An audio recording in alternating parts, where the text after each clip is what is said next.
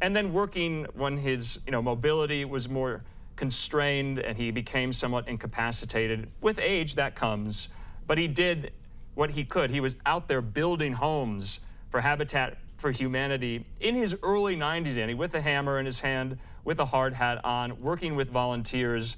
And so when President Biden says this was a life of service up until the very end, and we talk about some of the appearances that we saw of him in the last year and a half since he announced that he was going into hospice. Obviously, so many Americans who are watching right now, they know what that means.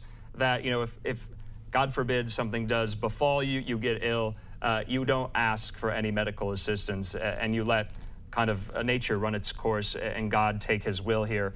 He was in hospice care for more than a year and a half, and we saw him briefly at the funeral of his beloved wife, Rosalind, back in November of last year. We saw him for the Plains Peanut Festival in the back of a black Suburban. They rolled down the window, and you could kind of make him out there as well, kind of driving down Main Street there in Plains, Georgia. And then we learned, too, the Carter Center put out the news that Jimmy Carter, he voted early in Georgia, and he cast his ballot for Vice President Kamala Harris, of course. Ultimately, Harris coming up short in the election. And so those were some of the glimpses that we saw of him.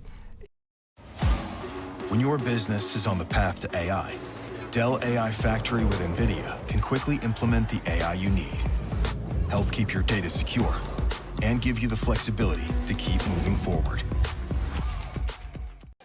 You just want the truth again.